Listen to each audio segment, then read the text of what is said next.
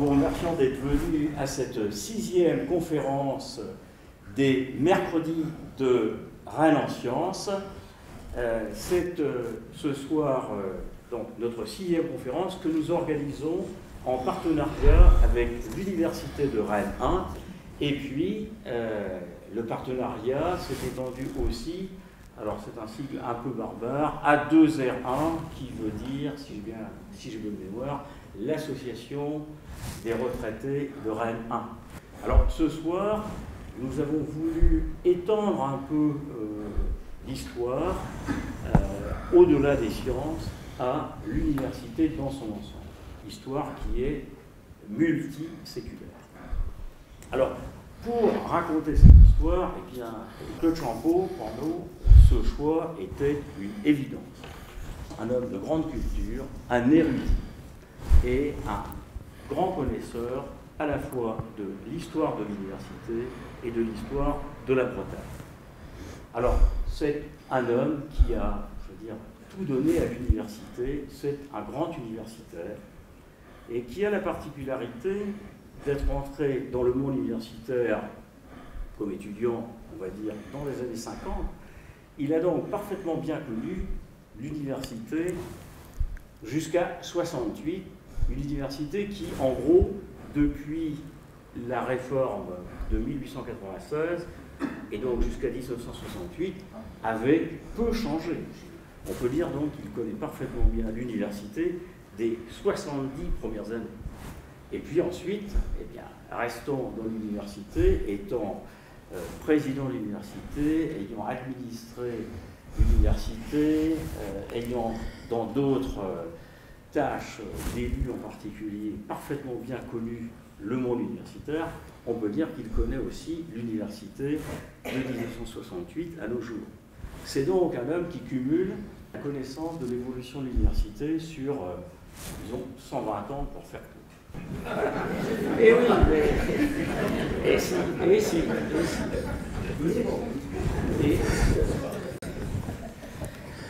Alors, c'est aussi un talentueux administrateur, un fin politique et un homme, je pense, passionné par ce qu'en un mot j'appellerais la chose publique. Et il n'a eu de cesse de travailler au bénéfice de l'université, en particulier la sienne, mais plus globalement l'ensemble des universités, j'allais dire rennaises, bretonnes et du Grand Ouest. Et il n'a eu de cesse de travailler pour le rayonnement de la ville et pour le rayonnement de la région Bretagne. C'est pour cela, pour tous ces talents, que nous avons choisi pour qu'il nous présente aujourd'hui cette histoire de l'université de Rennes. C'est aussi une manière de rendre service à l'université que de faire connaître son histoire. Alors, la parole est maintenant à Claude Champeau. Merci.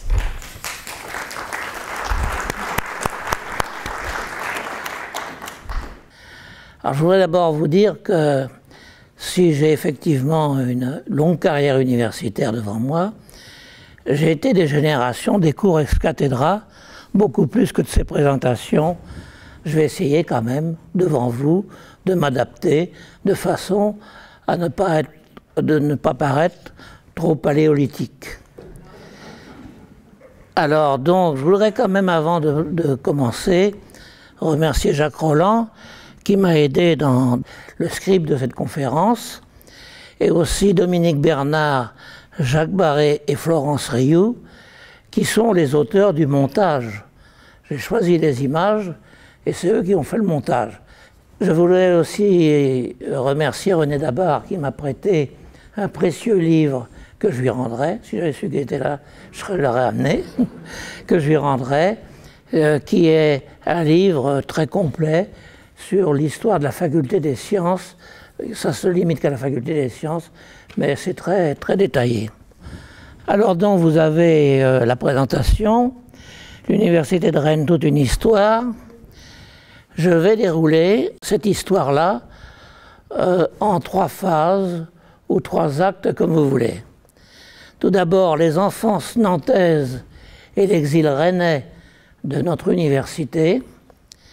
Ensuite, la Renaissance napoléonienne je chanterai un peu la réforme de 1896, parce que finalement, ça n'avait pas beaucoup changé le module de l'université. Et puis ensuite, nous verrons la période importante qui a été celle de la fin de la guerre de 14 jusqu'aux environs de 52-53, où il y a eu un essor de l'université qui nous a conduit à une pléthore qui a été résolue par des moyens que nous verrons. D'abord par la déhiscence et la sissiparité de l'université de Rennes. J'expliquerai ce que... Enfin, tous les scientifiques savent ce que c'est, mais je m'expliquerai pourquoi j'ai employé ces termes.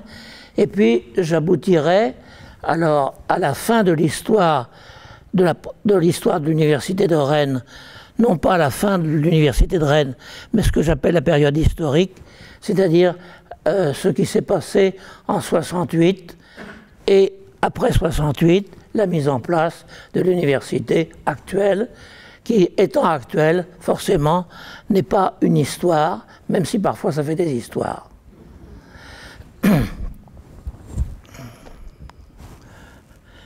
Alors ici, vous voyez donc le duché de Bretagne au XVe siècle. Il faut quand même préciser, c'est important, que c'était un duché autonome, c'est-à-dire que le duc de Bretagne ne devait pas l'hommage lige au roi de France. Le duché était bien dans la sphère de la monarchie française, mais c'était un duché indépendant. Et donc, c'était un duché qui était d'autant plus indépendant, et ça c'est souvent moins connu, que la Bretagne était à cette époque la province la plus riche de France. 60% de la fortune mobilière française était en Bretagne, et 75% du fer français était du fer breton, ou plutôt armoricain. Mais c'était la Bretagne, non pas administrative, mais la Bretagne armoricaine. Young, un voyageur anglais qui est passé dans ces temps-là en France, nous a laissé un témoignage en disant que la Bretagne était à ce moment-là la seule province où on pouvait changer un écu dans n'importe quel village, ce qui montrait qu'il y avait une certaine richesse monétaire. Et à la tête de ce duché, il y avait un duc donc autonome qui avait fortement conscience de sa puissance et qui était plus riche que le roi de France, qui avait fortement conscience de sa puissance et qui voulait doter la Bretagne d'une université, d'autant plus qu'il y avait, pour des raisons qui seraient trop longues à expliquer, une vieille coutume en Bretagne de faire que les enfants des classes aisées faisaient des études. Ils faisaient des études.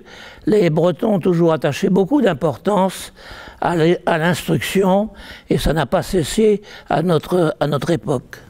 En 1650, mais c'était à peu près la même chose lors du duché, le duché de Bretagne était donc cartographié comme vous le voyez. Le duché de Bretagne était une mosaïque de pays. Ces pays dont on reparle de temps en temps, qui sont restés encore très vivants en Bretagne et qui étaient effectivement des foyers à la fois de culture et d'économie. Il y avait des économies par pays, il y avait des pays très riches, des pays un peu plus pauvres. Et donc, on avait donc une organisation assez décentralisée déjà. En 1399, donc encore au XIVe siècle, Jean V d'Illechage, duc de Bretagne, demande au pape l'autorisation de créer une université. Il obtient satisfaction, mais il y aura 3 bulles papales successives décidant de créer une université, mais elle ne sera jamais créée. C'est François II qui créera cette université en 1461. Voici la bulle papale qui l'a créée. Et là, j'ai mis au coin la fête la commémoration qui s'est faite en 1961, et c'est une des premières choses que j'ai vues en tant qu'étudiant, en 1961, auquel j'ai participé en tant que président des étudiants de la faculté de droit. Au milieu, certains, on les voit mal, mais au milieu, certains verront en toge le recteur Lemoyle. À côté de lui, il y a le ministre, dont je ne me souviens plus qui c'était, et à côté de lui, il y a Fréville, Henri Fréville, et ces deux personnages, nous les retrouverons, parce que à partir de ces années-là, c'est eux qui procéderont à l'installation de la grande université de ces campus de Rennes. Donc voilà un demi-millénaire d'histoire résumé entre une bulle et puis une commémoration, je suppose avec du champagne, donc on était passé d'une bulle à des bulles. Hein. C'est une histoire courte, mais c'est une histoire légère en quelque sorte. En tout cas, François II, dont nous avons gardé une image, duc de Bretagne, veut, lui, son université. Au XVe siècle, il a l'argent, il a les relations qu'il faut. C'était un noble assez lettré, dont la fille, Anne de Bretagne, était pour le moment une sorte de savante. Il n'y avait pas beaucoup de femmes à parler 3 langues, dont le latin, et à connaître les rudiments des mathématiques et des sciences connues et de la philosophie. Donc il veut son université. Elle sera créée donc en 1461. Elle sera créée donc par François II, qui voudra affirmer d'abord l'indépendance du duché souverain par cette université, surligner culturellement l'aura nationale et l'influence économique internationale de la plus riche des provinces de France. Ensuite, faire face, comme je vous l'ai dit, à une aspiration particulièrement forte et prégnante de la jeunesse armoricaine, notamment celle d'une bourgeoisie marchande florissante, avide de participer au pouvoir politique. Savez-vous, par exemple, que 52% des banquiers en Espagne à ce moment-là étaient des Bretons, et beaucoup étaient des Vitréens. Et les Vitréens parcouraient le monde. Il y en a un, Malherbe, qui a été pendant 6 ans grand vizir du Shah de Perse, en faisant un périple.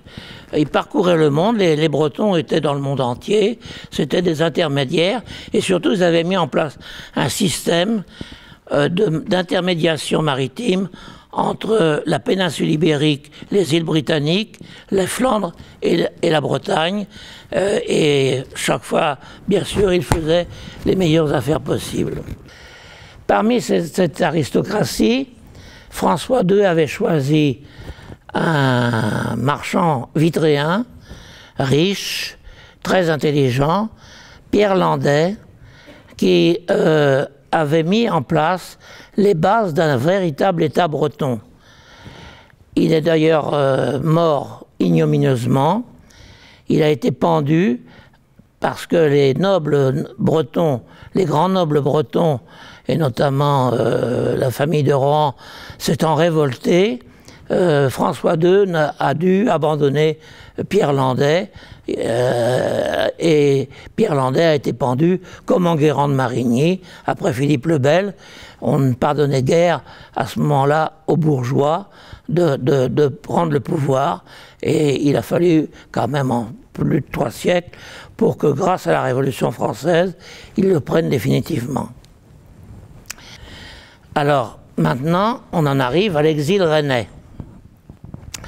Après la mort de Pierre Landais, la déroute de François II à Saint-Aubin-du-Cormier, les finances ducales sont totalement exsangues, et puis Anne de Bretagne hérite de la couronne de duchesse de Bretagne indépendante, mais elle est immédiatement soumise à la pression de ces nobles bretons qui n'entendent pas qu'une femme soit duchesse. Elle finira dans les bras de 2 rois de France. Le premier qui l'assiégeait dans sa bonne ville de Rennes. Donc, il semble qu'il était campé pas loin des buttes de Couham en faisant son siège, et elle était dans une maison qui a brûlé durant le grand incendie à l'intérieur.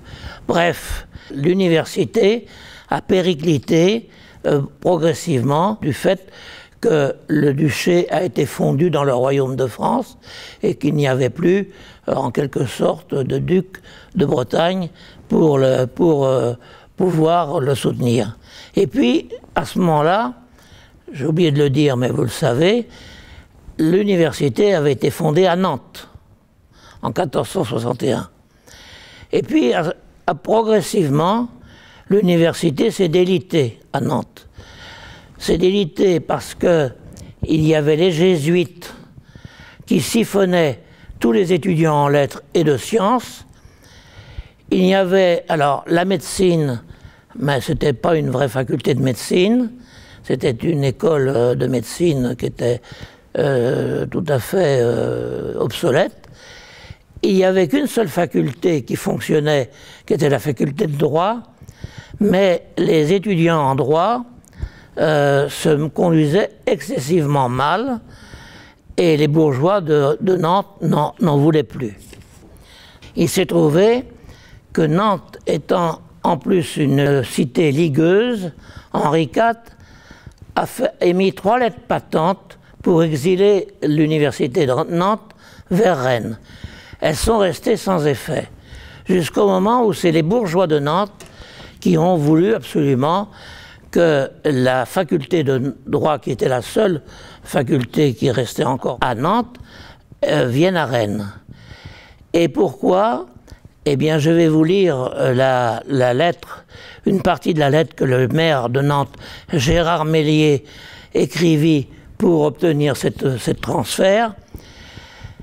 Nous avons intérêt à purger cette ville des gens de chicane, qui ne sont bons qu'à gâter tout, alors que dotés de privilèges exorbitants, ils ne contribuent pas aux charges publiques. Et pour faire bonne mesure, il ajoute, la ville de Lyon n'a jamais consenti à l'établissement d'une université. C'est à cette bonne politique qu'elle est redevable de l'état florissant de son commerce. Les étudiants en droit et leurs professeurs étaient particulièrement visés. Et aussi, il suggère de les placer à Rennes auprès du Parlement, puisque là, c'était des juristes et que les messieurs du Parlement les tiendraient en laisse. Alors, qu'est-ce qu'on reprochait aux étudiants et aux professeurs de la faculté de droit? Eh bien, tout d'abord, il y a des lettres plus explicites, le fait que les étudiants s'acoquinaient avec les filles de mauvaise vie et avec les marlous du port du quai de la Fosse de Nantes. Et pour les Nantais qui ont vécu, pour les gens qui ont vécu à Nantes, comme moi j'ai vécu ma jeunesse, c'est vrai que c'était bien garni. Hein. Donc, ils reprochaient ça, et puis ils reprochaient encore plus. Le duc de Bretagne avait donné aux étudiants comme aux professeurs de l'université de Nantes le droit d'importer toute marchandise sans payer le ton-lieu. Si bien que les jours de marché, les étudiants et les professeurs dressaient des inventaires et vendaient à des prix sans concurrence des denrées que les commerçants de Nantes, eux, devaient payer, sur lesquels ils devaient payer leurs impôts. D'où la ire qu'ils soulevaient. Et voilà, donc les étudiants en droit exilés à Rennes et placés sous la houlette du Parlement, qui le 12 octobre 1735 accepte de les recevoir. Ils seront donc logés à un certain moment dans le rez-de-chaussée du palais du Parlement, qui était à l'époque plutôt qui ne servait pas aux magistrats, qui était en fait loué avant à des commerçants pour faire une sorte de magasins généraux. Ce placement sous la tutelle du Parlement a eu des effets intéressants. En effet, l'université bretonne échappait, et c'était une des premières, sinon la seule, à la tutelle de l'Église, pour se placer directement dans la sphère des établissements publics. Et au demeurant, les relations des universitaires rennais avec l'archevêque et le collège des jésuites rennais seront naturellement grinçantes. Et il y a eu des procès à n'en plus finir pour savoir si les chanoines de la cathédrale passeraient dans les processions avant les professeurs de droit ou si c'est les professeurs de droit qui passeraient avant les chanoines de la cathédrale.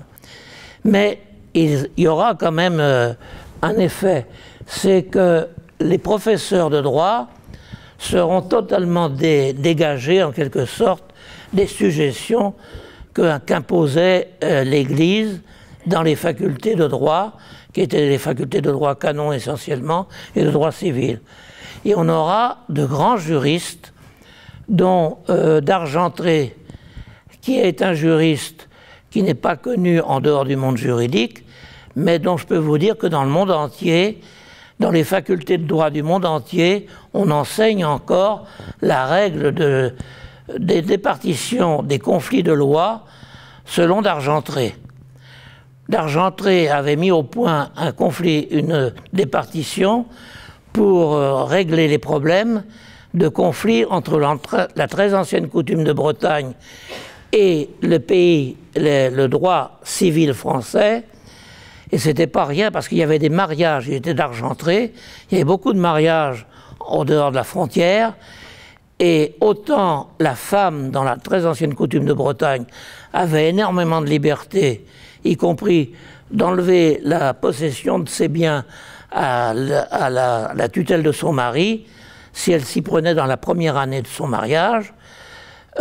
Autant alors, dès qu'on passait la frontière, qu'on allait dans les pays angevins, c'était les très anciennes coutumes de France, où là la femme n'avait aucun droit. Donc il y avait beaucoup de choses comme ça. Par exemple, les nobles et les paroisses pouvaient prêter de l'argent à une grosse aventure, c'est-à-dire mettre des fonds dans les expéditions maritimes.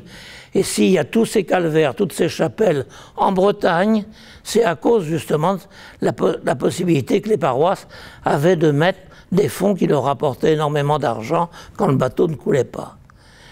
Donc voilà, d'Argentré est encore un juriste très connu. Auguste Marie Poulain du Parc, un grand enseignant du droit civil. À côté, vous voyez donc Toulier, le Chapelier et l'Angeviner. Là, on entre alors dans les juristes d'avant la Révolution. Et j'en ai mis 3, mais j'aurais pu en mettre 5 ou 6, étant donné que tous ces personnages ont joué des rôles importants, non seulement à Rennes pendant la Révolution, mais en 1789, lors de la Constituante, et dans la Convention. Rennes a été donc une ville révolutionnaire, c'est laïque en quelque sorte, juriste, en but à la fois à la prêtrise et mal vu des nobles d'épée, et en plus défenseur des libertés bretonnes que le Parlement défendait, ont été des apôtres de la Révolution française. Et d'ailleurs, ce sont les étudiants de la faculté de droit qui lancèrent à Rennes les premiers troubles de la Révolution, les troubles de mai 1788. Ils avaient à leur tête Jean-Victor Moreau, qui était le prévôt des étudiants en droit, qui deviendra le général Moreau, un des plus brillants généraux de la Révolution, et le seul que Napoléon a craint, de telle sorte que pour s'en débarrasser, il l'a fait empoisonner. Hein, je pense que l'histoire est connue. Donc, parce que les armées de l'Empire étaient très attachées à Moreau, qui était un très bon général. la journée des bricoles, qui est représentée par la gravure du 27 juin 88, et la risque du palais de la place du Palais du 21 janvier 1789, où les étudiants en droit se sont battus contre les jeunes nobles du régiment qui était stationné à Rennes, et contre toute attente, comme disent les avocats, c'est les étudiants qui ont eu le dessus et qui ont tué 3 des jeunes nobles, et eux, ils en sont tirés peut-être avec des blessures, en tout cas on n'a pas parlé de leur mort. Donc vous voyez, le transfert à Rennes n'a pas été sans conséquence. Mais si les juristes de la faculté de droit de Rennes ont joué un rôle important dans la Révolution, ils n'en ont pas été bien récompensés. Parce que, après le rôle important qu'ils avaient joué, et notamment la fondation du Club breton, qui a été en quelque sorte l'objet d'une OPA par les Parisiens, ils ont été au contraire pour la plupart persécutés. L'Angevin de Fermont se sont cachés pendant des années. Le Chapelier, lui, il a dû être décapité. Enfin, ils étaient... parce que les Bretons, ces Bretons-là voulaient... Eux, c'était des Girondins. Donc, ils étaient forcément en but avec les montagnards, qui étaient d'ailleurs les Jacobins, en quelque sorte. Nous arrivons donc à la Révolution, qui va d'ailleurs dissoudre toutes les universités et puis mettre en place des écoles. Mais comme par hasard, ces écoles ne sont situées qu'à Paris. C'est l'école polytechnique, le Conservatoire national des arts et métiers, l'école normale supérieure, l'Institut national des langues et civilisations orientales, parce que là au moins les montagnards peuvent quand même surveiller ce qui se fait dans ces écoles. On en arrive donc à la fin de la Révolution, au consulat et à l'Empire. Napoléon, en 1803, décide de recréer les universités. Et là, il y aura une période de renaissance napoléonienne de 1803 à 1896, où on restructurera un peu l'université, mais en fait, c'est la même université qui continuera à peu près jusqu'en 1968 avec le même comment dirais-je, statut des enseignants, le même statut des étudiants, simplement avec un peu plus de diversité dans les enseignements et dans les recherches. La démarche impériale est itérative, et d'ailleurs, ce n'est pas Napoléon qui vraiment a l'idée, et celui qui lui souffle l'idée, c'est Antoine-François Foucroy. C'était un universitaire, autrefois, c'était un chimiste, et il persuade à Napoléon de reconstruire les universités françaises, mais cette fois-ci étatisées et laïcisées. Ancien conventionnel montagnard, ce grand chimiste fut l'auteur de la législation sur les écoles de la Convention, dont je viens de vous parler. Rallié à Bonaparte, il fut fait comte d'Empire et conseiller d'État. Il sera l'architecte de la reconstruction. Il sera l'auteur des textes fondamentaux de l'université napoléonienne, la loi du 10 mai 1806 qui crée le corps enseignant, le décret du 17 mars 1808 qui fixe le fonctionnement de l'université de France. Car il n'y a qu'une seule université, c'est l'université de France, avec un grand maître de l'université, et les facultés ne sont que des sections de cette université de France. Il meurt en 1809, donc il n'est pas celui qui mettra en place ces textes. C'est Fontane qui deviendra grand maître de l'université de France et qui se sera chargé de faire fonctionner le système qui, grosso modo, perdurera pendant presque 160 ans. Un des points importants de la création des universités napoléoniennes, il calque les universités sur les ressorts des cours d'appel. Pourquoi? Parce que ce qu'il veut, c'est des facultés de droit pour avoir des administrateurs, pour avoir des fonctionnaires. Donc il crée une faculté de droit dans chaque chef-lieu de cour d'appel.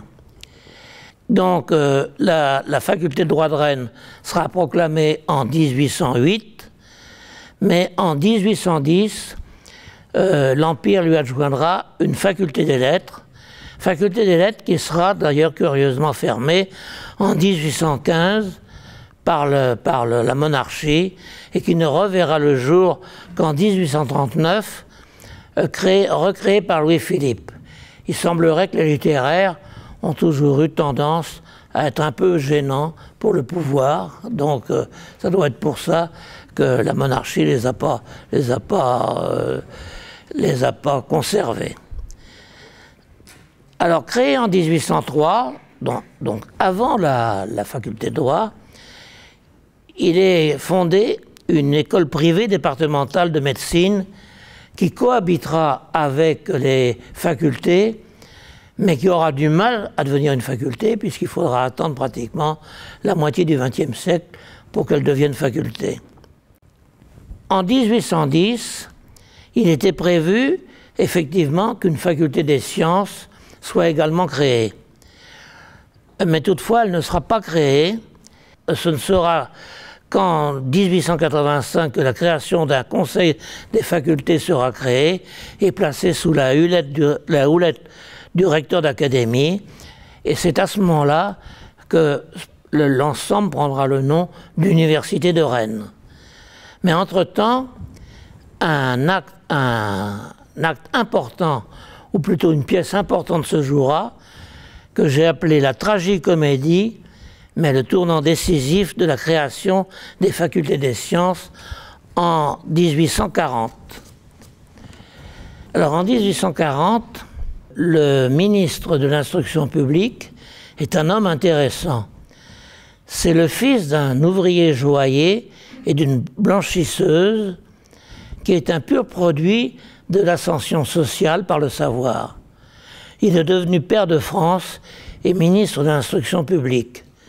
C'est un brillant philosophe, il s'appelle Victor Cousin, et il concevra pour la monarchie de Juillet le système d'éducation nationale qui ne sera mis en place qu'à partir de la Troisième République.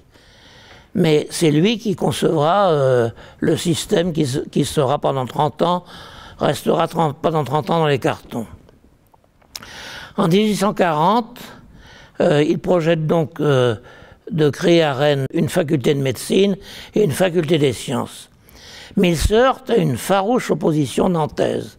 Et qu'il y a toujours eu un problème nantais dans l'université. En effet, un député très proche des cercles du pouvoir royaliste, un député de Loire-Inférieure, Paul-François Dubois, membre du Conseil royal de l'instruction publique, multipliera les manœuvres parlementaires les plus basses et le lobbying le plus généreux, et il recevra des crédits pour pouvoir arroser, afin que le texte créant la faculté des sciences de Rennes ne soit pas créé. Il parviendra à faire repousser 3 fois le débat parlementaire sur ce point, et finalement, non seulement la faculté des sciences ne sera pas créée, mais ni Nantes ni Rennes ne verront de faculté de médecine avant le XXe siècle. Ça a été en quelque sorte un renvoi dos à dos, mais qui a été quand même désastreux à beaucoup d'égards. C'est à la suite de ces péripéties parfois vaudevillesques que, sollicité par le grand maître de l'université Villemain, et sur les prières instantes et conjointes du recteur Dufillol, du doyen de la faculté de droit Vattard et du doyen de la faculté des lettres Varin, le maire de Rennes, Tétiot, décida, la municipalité, à entrer dans un processus financier qui permettra d'installer la faculté des sciences à Rennes.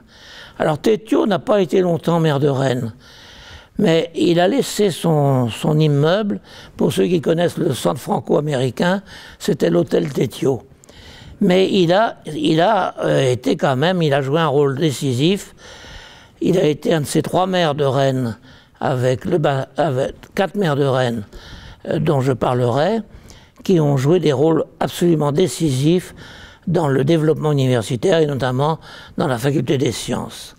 Et il décidera, la municipalité, à trouver les crédits pour installer une faculté des sciences qui sera installée dans l'hôtel de ville actuel, dans l'aile qui se trouve donc à droite. Tout à l'heure, vous verrez ce qu'occupaient, les surfaces qu'occupait la faculté des sciences. Et simplement, pour ceux qui connaissent un peu la mairie, sachez que le laboratoire de Malaguti dont je parlerai était dans ce qu'est maintenant le cabinet du maire. Hein. Donc, il y a eu quand même pas mal de remaniements. Alors, je n'ai pas ici sur les yeux, je l'ai mis dans un autre dossier, mais je m'en souviens, la lettre signée par les universitaires qui ont décidé Tétio. C'est absolument extraordinaire. Je vous la cite de mémoire. Il faut absolument augmenter le rayonnement de la faculté de Rennes parce que c'est elles qui font la réputation de la ville. En créant une faculté des sciences, nous aurons des maîtres de physique, de chimie et de technologie, ils disent des techniques industrielles qui permettront de développer la connaissance, le savoir et certainement des activités qui seront profitables à Rennes.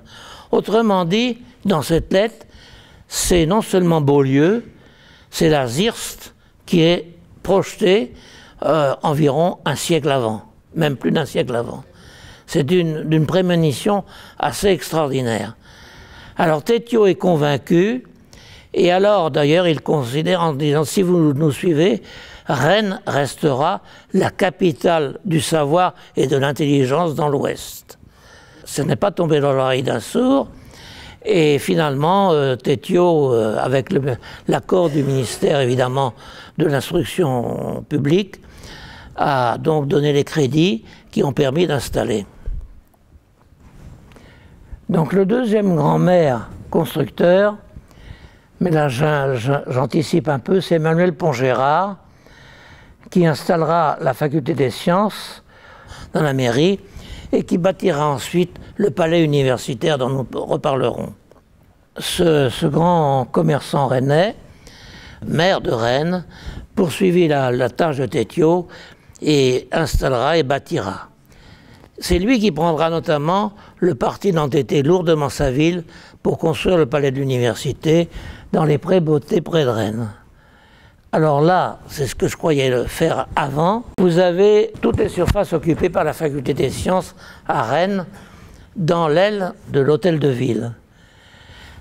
Les scientifiques s'installent donc dans cet hôtel de ville et ils auront la chance, ou plutôt la faculté des sciences aura la chance d'avoir de grands professeurs, comme la faculté de Rouen en avait eu. Ils auront des grands professeurs, et notamment, bien sûr, Dujardin, qui sera le premier doyen de la faculté des sciences, et puis Faustino Malaguti, un grand chimiste, qui d'ailleurs a laissé sa trace à Rennes, qui est une des universités où la chimie a le plus d'importance.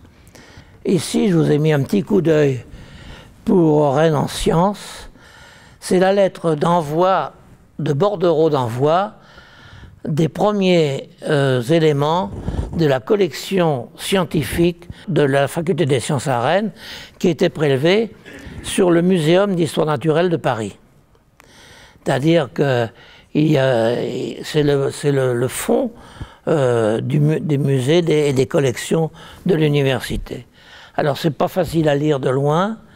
Je crois que la première signature, c'est Foucroy, qui est bien connu, mais les autres sont au moins aussi connus, mais je ne les ai pas sous les yeux, donc je ne peux pas les lire, c'est un peu trop loin. L'installation des scientifiques à l'hôtel de ville est provisoire, et la communauté de ville décide de contracter un emprunt de 300 000 francs, soit à peu près 5 millions d'euros actuels, pour construire un bâtiment qui regroupera toutes les facultés. Ce bâtiment, c'est le palais universitaire que vous connaissez bien et qui est devenu depuis le musée de Rennes, que vous connaissez, et qui a été construit dans des marais qui s'appelaient les Pré-Beauté, ce qui fait d'ailleurs que Malaguzzi a longtemps refusé de quitter l'hôtel de ville parce qu'il ne voulait pas aller dans les marais et traverser la Vilaine.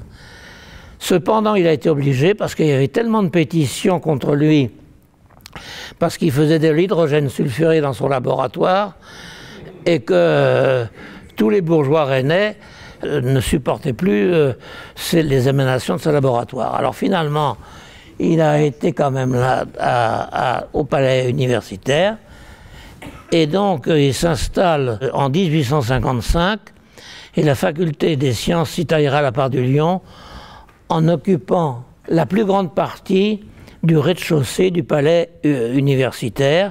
L'étage au-dessus est occupé par les juristes et par les littéraires. Et puis, il y a une petite partie réservée aux médecins. Mais les scientifiques ont quand même la part belle. Durant 30 ans, les facultés sur le quai Émile Zola,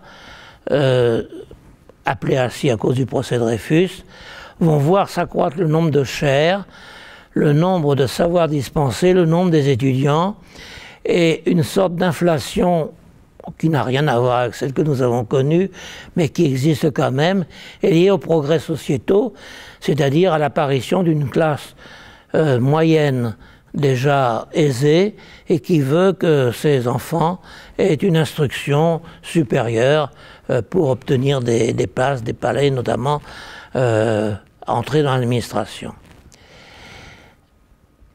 C'est alors que le Bastard, maire de Nantes, c'est le troisième, maire de Rennes, pardon, c'est le troisième grand maire de Rennes par rapport aux universitaires, décide de construire un palais pour la faculté des sciences tout seul. C'est le fameux palais Pasteur. Alors ce palais est construit là, sur la place d'anciennes écuries d'une caserne qui était celle du grand bâtiment Madeleine de Lafayette, et qui s'appelait les écuries de Viarmes.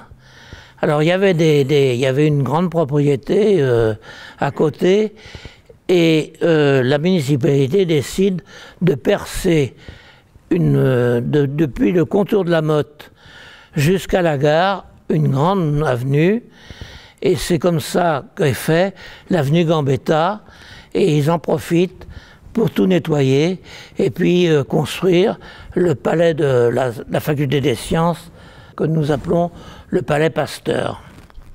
C'était une opération très ambitieuse et elle fut menée de façon main de maître par le Bastard par un financement croisé, et là le financement est fait à 50-50 pour l'État. C'est d'ailleurs un bon calcul pour la mairie, puisqu'elle reste propriétaire des lieux, l'État n'étant que bailleur amphithéotique des lieux. C'est pourquoi c'est retourné à la mairie après la disparition des enseignements. C'est là que va s'amorcer vraiment le grand boom de l'université rennaise autour des sciences, et nous verrons d'ailleurs qu'on va progressivement, non pas simplement parce que le nombre des étudiants est plus grand, mais parce que le nombre de disciplines est plus important et que la recherche se développe de façon exponentielle. Donc il faut de la place, il faut des gens, il faut donc des locaux, et même à un moment donné, ce spacieux palais sera trop petit, on bricolera la cour intérieure sera couverte, mais enfin finalement, on a beau faire, on finira par le trouver trop petit. On verra tout à l'heure, ce sera l'histoire de jardin. Alors simplement, il a été prévu une école de médecine au même moment, mais ils resteront en rade, ils resteront au palais de l'université. Et ça n'est qu'en 1911, avec les reliquats de l'opération de la faculté des sciences, que l'école de médecine sera installée boulevard Laennec. Donc là, à ce moment-là, scientifiques et médecins auront leur logement. Entre-temps, les autres facultés seront également logées et déménageront. La faculté de droit héritera de l'évêché, de l'archevêché de la place Saint-Melaine, où j'ai eu le privilège de faire mes études de droit. Donc, en 1896, il y a eu un remaniement donc, des structures universitaires, mais c'est toujours la même université, Université de Rennes. Et là, on va de l'essor, de la dernière moitié du XIXe siècle, à la pléthore. Les facultés débordent hors leurs murs et envahissent la ville. Les scientifiques ayant sauté la Vilaine, les médecins, les juristes et les littéraires veulent donc aussi le faire, et c'est à ce moment-là qu'effectivement on leur confiera les bâtiments dont je vous ai parlé, les littéraires étant eux installés dans l'ancien séminaire qui est maintenant la faculté des sciences économiques que vous connaissez bien. Tous ces gens-là resteront, notamment les littéraires et les juristes, pendant plus d'un demi-siècle dans ces locaux majestueux de Pasteur, de Saint-Melaine, de la place Hoche. Et on voit des métastases se répandre dans la ville, et au fil des temps, on verra se multiplier les annexes. Et là, maintenant, on en arrive aux métastases. Alors, donc, l'école de chimie rue Kléber, qui est installée là, non pas d'ailleurs en tant qu'école de chimie au départ, mais comme institut polytechnique, est créée par la Chambre de commerce. Donc, là, rue Kléber, c'est une photographie qui est juste avant la démolition des bâtiments qui ont été remplacés par le parking Kléber et par le centre social de la rue Kléber aussi, donc juste en face. En 1945, l'Institut de chimie de l'Université de Rennes voit le jour dans ses locaux. En 1954, elle aura l'habilitation à lui livrer le diplôme d'ingénieur. L'Institut de géologie, lui, est construit entre 1935 et 1947 par Yves Milon, qui lui aussi sera maire de Rennes. Dans le bureau d'Yves Milon, qui est celui du président de l'université actuelle, je ne sais pas si nos vice-présidents le savent, Milon a reçu des chefs de la résistance, d'abord Estienne d'Orve, qui a été fusillé, et puis d'autres, et c'est dans ce bureau qu'ils ont mis au point les sabotages des lignes de chemin de fer avant la libération. Donc c'est on aurait pu y mettre une plaque, je dois vous dire que donc j'ai gardé une certaine tendresse pour ce bâtiment, où j'ai vécu mon passage à la présidence de l'université. Une autre métastase, c'est l'Institut de botanique rue de Robien. Alors là, je n'ai pas trouvé de photos, mais rue de Robien, c'est un bâtiment qui est un peu enclavé dans la faculté de sciences économiques, qui a été construit dans les jardins de Robien. L'hôtel de Robien étant d'ailleurs lui aussi un lieu historique, puisque c'est là qu'a résidé Geneviève de Gaulle-Antonios pendant l'occupation. Et puis, dernière métastase, et non la moindre, c'est la construction quai du Jardin. Alors là, vous avez une vieille carte postale où on voit le Palais Pasteur et la gare de Viarmes. C'était une des gares centrales des petits tramways d'Ille-et-Vilaine. Et c'est sur l'emplacement de la gare de Viarmes qu'a été construit le quai du Jardin.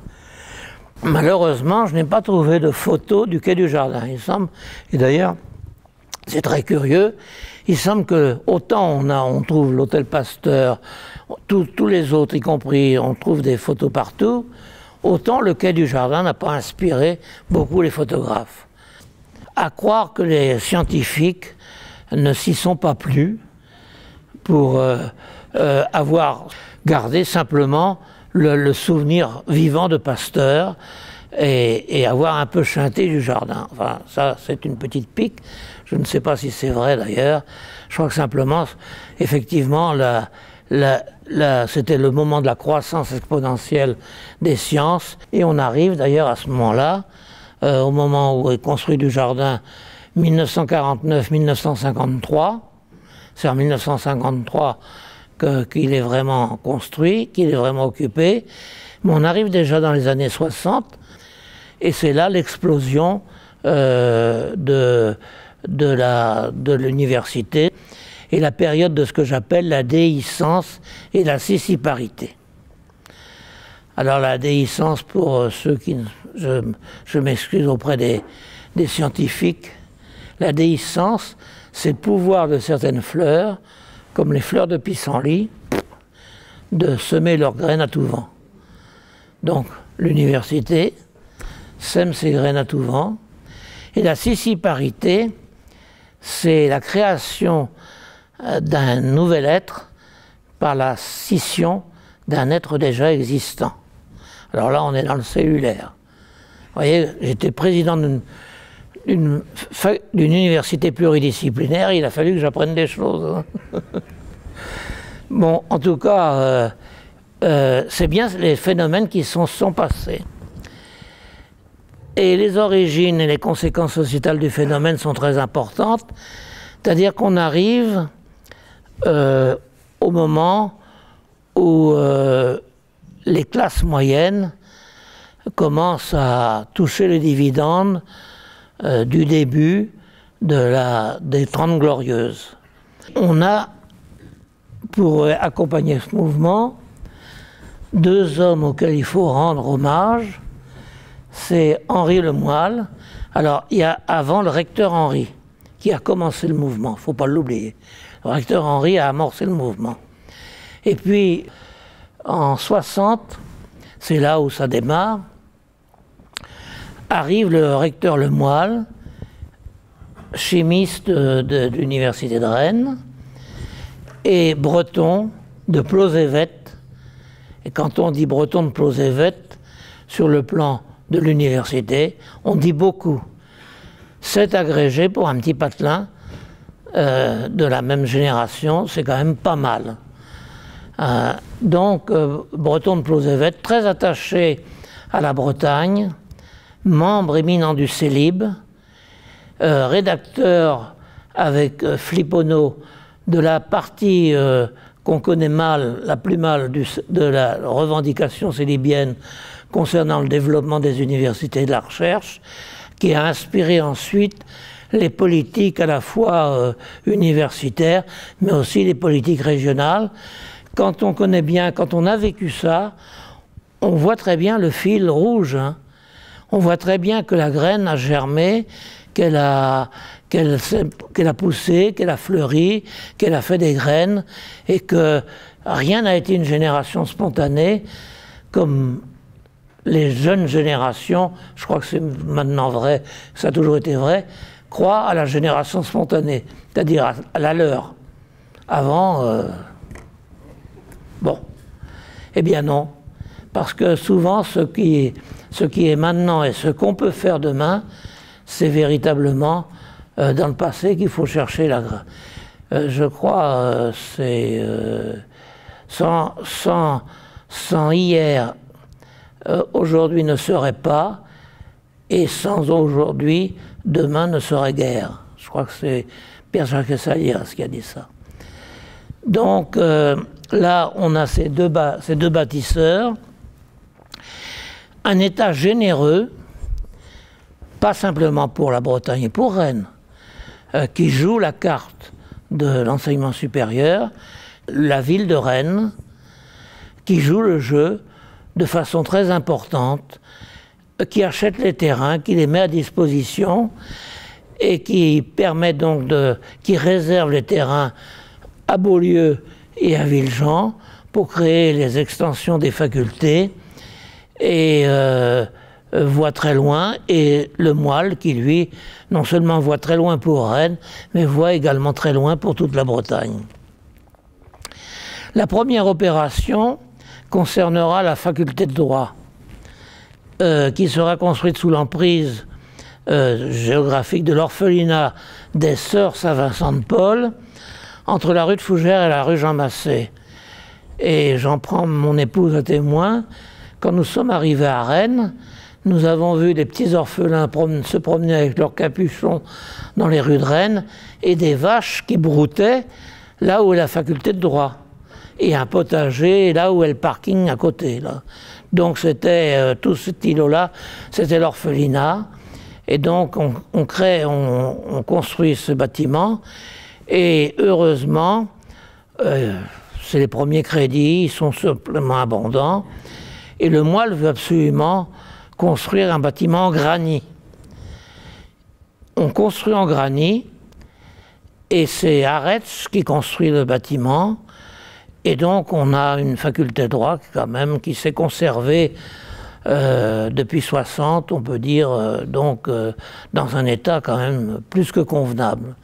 Et là, la faculté de droit y arrive, mais c'est la faculté de droit plus les sciences économiques, qui ne sont pas encore faculté des sciences économiques, plus l'IGR, qui lui est un institut d'université. Donc on a la croissance qui continue avec une autre déhiscence, celle de l'IGR construite sur les autres terrains de l'orphelinat, et puis les économistes qui vont remplacer les littéraires, rue Hoche. Le campus de Beaulieu donc, va être construit. La première pierre est posée en 1963. Il est construit également par Arèche et il est livré vers 66-67. Donc quand arrivent les événements 68, les locaux sont juste ouverts et les arbres que vous connaissez ne sont pas encore plantés, puisqu'une bonne partie ont été plantés du temps où j'étais président. Et je crois qu'après aussi d'ailleurs. L'École nationale supérieure de chimie est déménagée en 1965 et l'INSA et l'IUT sont construits en 1966 et 1968 sur le campus de Beaulieu. Donc on a tout ce campus et c'est à partir de ce campus que vont se greffer les laboratoires, toutes les activités qui vont envahir la butte de Couëme, notamment les activités tournées vers le numérique, etc., qui vont lancer Rennes Atalante, qui était prévu par nos aïeux, mais qui n'avait sûrement pas localisé sur les buttes de Couëme, je suppose. Le campus de Villejean est ensuite construit et il recevra ses premiers occupants en 1969, alors même où se préparait la scission de l'université rennaise. Alors, la Rennes conservera la médecine, ce que vous voyez ici. Vous avez deux photos, donc la faculté de médecine proprement dite, et l'autre, j'ai retenu aussi, parce qu'on y voit la faculté de médecine et le CHU. Et ça, c'était intéressant d'avoir effectivement une faculté de médecine à côté du CHU. Ensuite, autre métastase, la station biologique de Paimpont, construite en 1967 par l'Université de Rennes, avec des crédits un peu acrobatiques et contre l'opposition de beaucoup de scientifiques à Rennes. Mais enfin, nous verrons qu'elle a joué un rôle important ensuite, non pas simplement pour l'enseignement et la recherche, mais également pour l'université elle-même. La station accueillera en 71 en conclave, en effet, la commission chargée de rédiger les statuts de l'université de Rennes 1. J'y reviendrai dans un instant.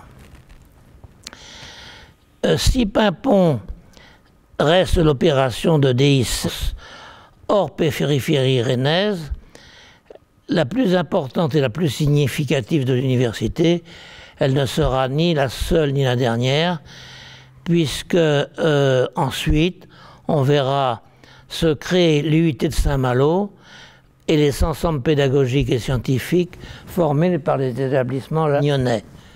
Et là, vous voyez qu'avec ces déhiscéances, l'université de Rennes 1 s'installera à Saint-Malo, Dinard, Fougères, Monterfil, station de radar, je ne sais pas si ça existe encore, Paimpont, je viens d'en parler, Dinard, laboratoire biologique, Saint-Brieuc, cursus universitaire, Lannion, numérique, Comana. C'est le plus petit des établissements de l'université, mais le plus ancien, c'est un dolmen. Et puis Pinmar, un musée dont je ne sais si l'université, celle-là encore dans son giron. C'était un musée préhistorique. Et puis, alors il ne faut pas l'oublier, la fameuse île Bayron, située dans le Morbihan, station spartiate, mais ceux qui y vont ont bien de la chance. Alors, donc maintenant, nous en arrivons à la sissiparité, c'est-à-dire, durant 5 siècles, et particulièrement depuis la Renaissance universitaire, l'université de Rennes demeurait la seule université publique sur un territoire qui allait de la Normandie jusqu'à l'Aquitaine. La seule alternative pour la colocation des grades se trouvait à Angers, mais dans une faculté catholique. Alors il y avait des instituts universitaires, mais ils étaient des dépendants pour les grades des facultés rennaises. Les phénomènes sociétaux et démographiques que nous avons évoqués firent que au début des années 50, les effectifs étudiantins français se sont multipliés de façon exponentielle.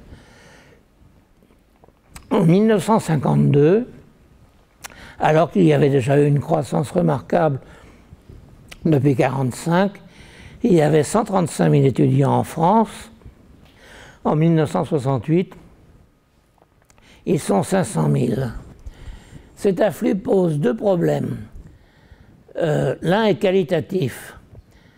Il est relatif à l'engorgement des débouchés traditionnels, c'est-à-dire que une bonne partie des enseignements universitaires sont tournés, notamment en lettres et en sciences, vers la reproduction d'enseignants. C'est-à-dire les débouchés normaux, c'est l'encadrement des enseignements secondaires. Or, à partir des années 61-62, on s'aperçoit que les débouchés, il y a dans les lycées et les collèges, il y a énormément de jeunes professeurs qui ont encore 30 ans de cursus à faire, donc les débouchés se restreignent. Pour les scientifiques, c'est pas trop grave, parce qu'il y a aussi à ce moment-là une croissance des organismes de formation, puis les entreprises industrielles recherchent également pour leur laboratoire des scientifiques, mais pour les littéraires, c'est catastrophique, parce qu'en dehors des débouchés dans le secondaire, il y a très très peu de débouchés. Donc cet afflux crée un problème qualitatif, savoir pourquoi les gens viennent dans l'université. L'autre est quantitatif, c'est-à-dire il faut les accueillir et les encadrer, et c'est au problème quantitatif que s'attacheront les universitaires et l'État. Si l'on peut faire un reproche à ceux qui ont été avant nous en charge de ces problèmes, c'est de ne pas avoir vu qu'il y avait ce problème qualitatif, c'est-à-dire de changer la finalité des enseignements supérieurs. Mais sur le plan de quantitatif, c'est-à-dire l'accueil et l'encadrement, là tout le monde fait son devoir, et non seulement on accroît donc les surfaces à Rennes, mais on crée d'autres universités en Bretagne. La première, c'est l'université de Nantes. Elle est créée en 1961. La seconde, c'est l'université de Brest, qui est créée, elle, en 1968, mais précédée d'un collège universitaire de plein exercice en quelque sorte, mais avec des professeurs qui viennent de la faculté des sciences ou de la faculté des lettres de Rennes. On arrive donc à la fin du mouvement de déhiscence et de céciparité. Il y aura après, mais beaucoup plus après, l'université de Bretagne Sud, mais là, on n'est plus dans l'histoire, on est dans le présent. Simplement, il se produit un problème, qui n'est d'ailleurs pas uniquement le problème des universitaires.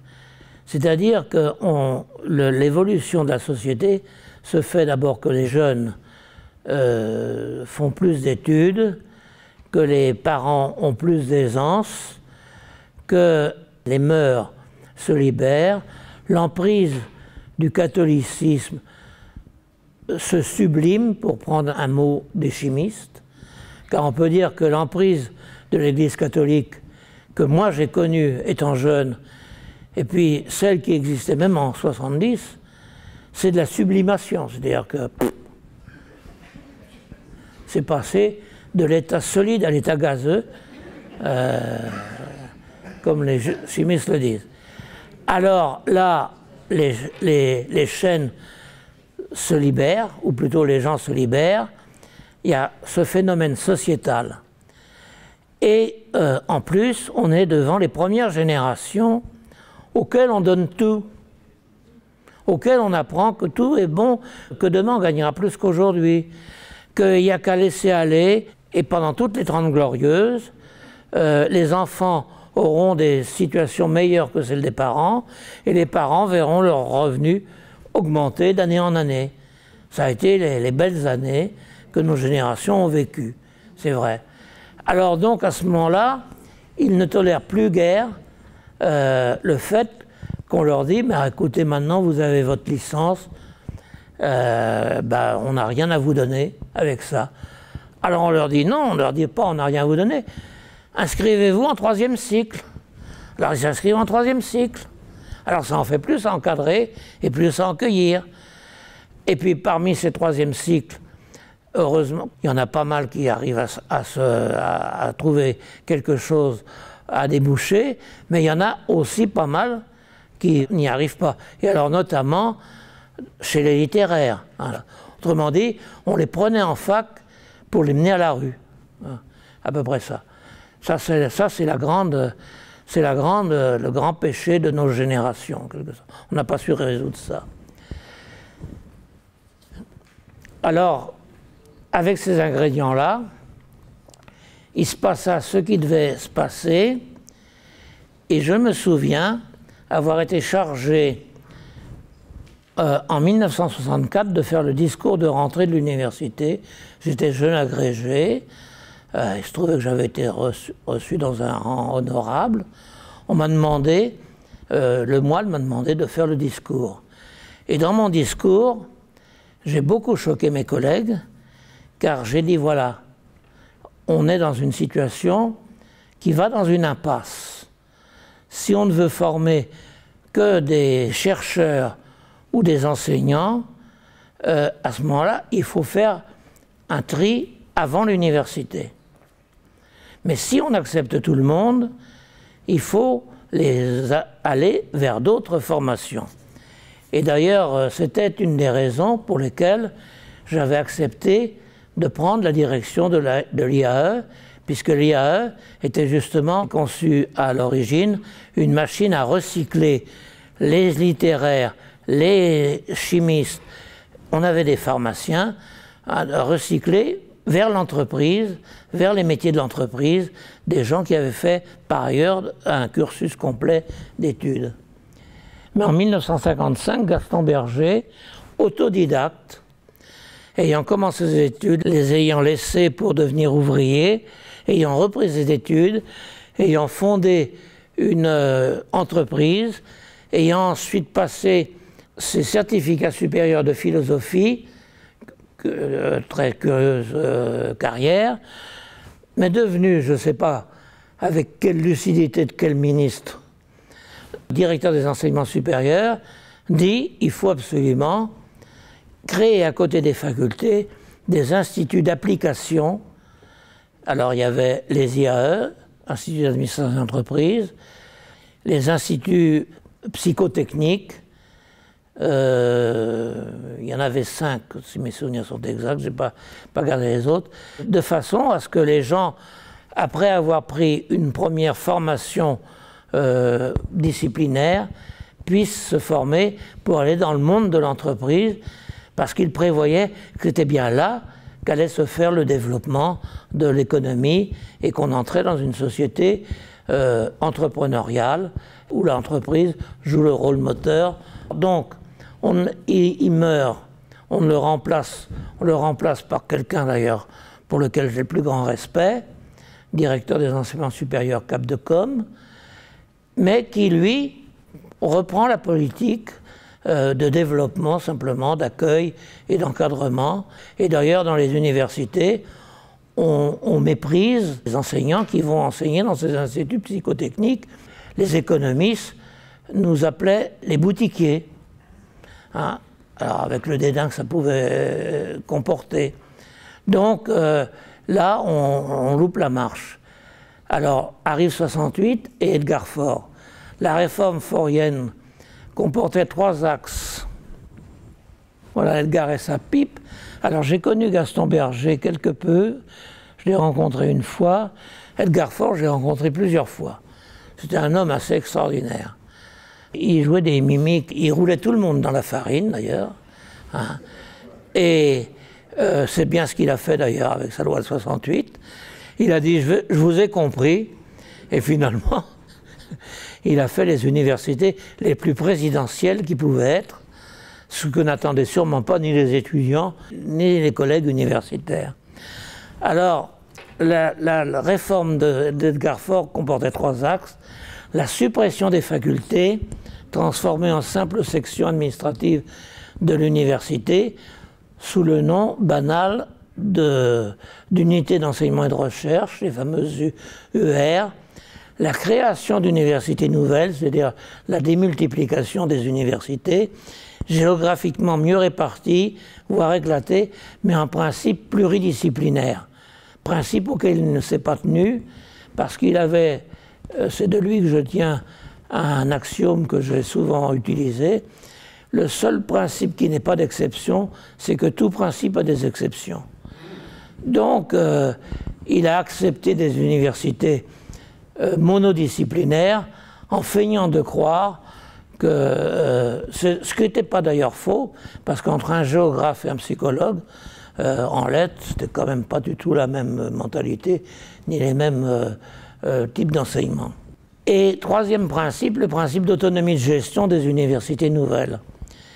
Quand Edgar Faure a disparu, ce principe d'autonomie de gestion a été mis progressivement sous le boisseau, mais il est resté une chose, c'est que les universités échappaient à l'autorité du recteur d'académie, et le conseil de l'université était présidé par un président, et les doyens, théoriquement, avaient disparu sous le manteau présidentiel. En réalité, on les a maintenus par droit de coutume, en quelque sorte, et parce que finalement, c'était mieux comme ça.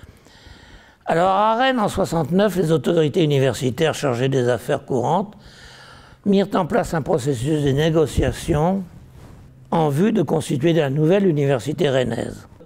Parallèlement à ces réunions, où figuraient des doyens et des représentants de différentes disciplines, des colloques clandestins s'établirent.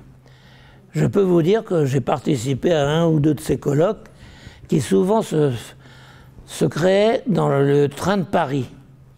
Durant tout ce bouillonnement, il y a une chose qui est apparue très rapidement, c'est qu'il n'y avait pas de possibilité de faire une seule université comportant tout, y compris les littéraires. Le clivage idéologique est apparu immédiatement, il n'a fait que se renforcer au cours des discussions, et il portait effectivement sur un point essentiel. La majorité des scientifiques et des juristes et des médecins concevaient la nouvelle université comme un outil stratégique de développement et de jouvence de leur discipline et de leur recherche. Ils voulaient mettre ce changement structurel au service d'une politique dynamique de l'université.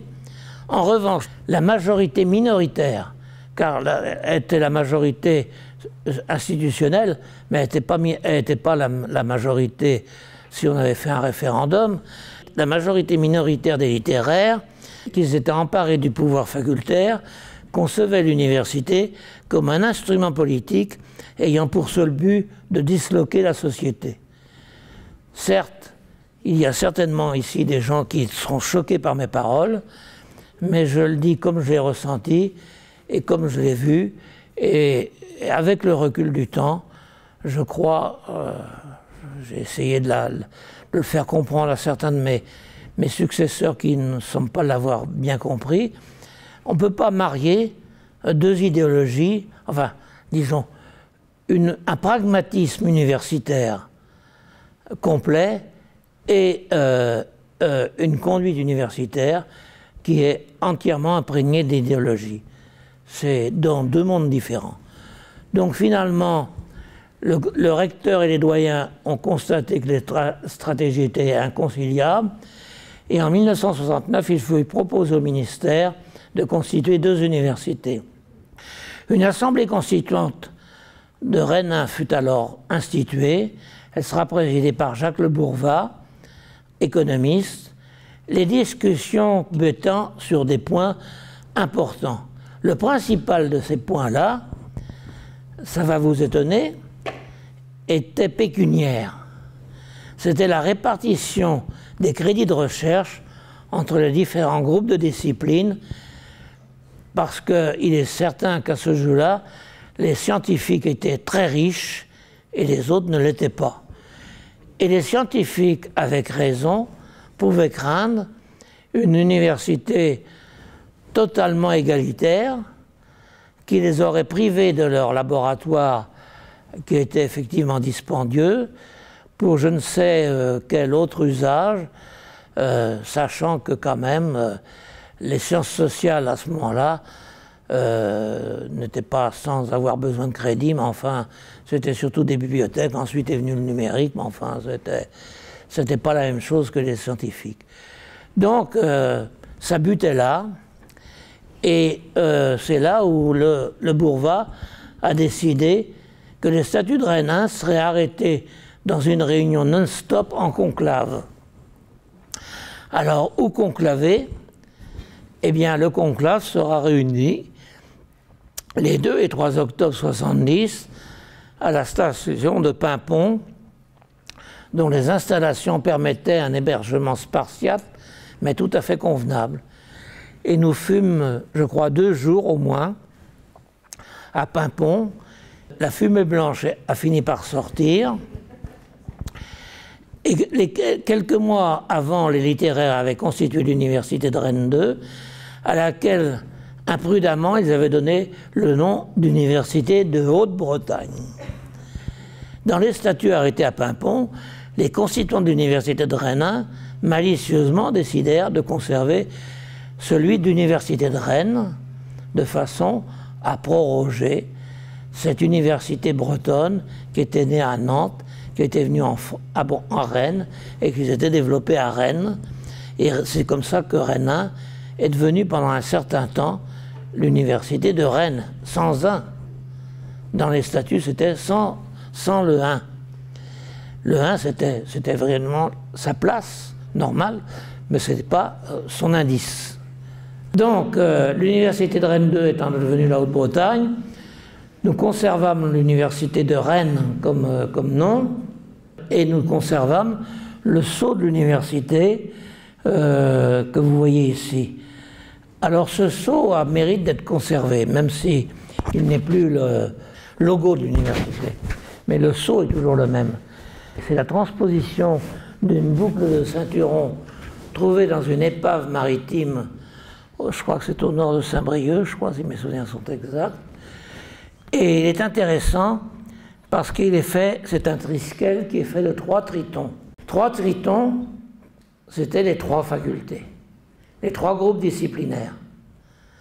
Donc on était bien 3 groupes disciplinaires, et le triton est un symbole de fidélité, puisqu'il revient toujours mourir là où il est né. M'a-t-on dit en tout cas. Donc 3 facultés conservant la mémoire de l'université de Rennes et gardien de son histoire. Désormais, l'université de Rennes vivra sa 3e vie. Elle sort de l'histoire pour rentrer dans le présent, mais elle saura perdurer dans les vertus qui avaient marqué sa vie plus que semi-millénaire: la résilience, le ressourcement perpétuel et la fidélité à ses origines et à ses fonctions sociétales de développement de la Bretagne et de vulgarisation en quelque sorte, et de l'enseignement supérieur et de la culture scientifique.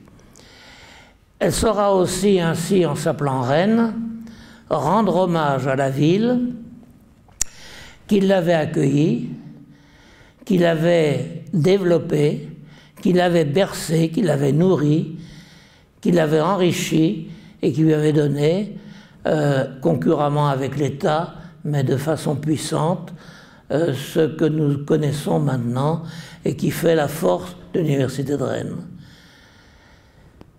Résilience, ressourçage, fidélité, voilà des vertus bien bretonnes qui sont illustrées par le vieil adage breton Mar quez en sauve, qui veut dire en français « Parfois je tombe, mais toujours je me relève ».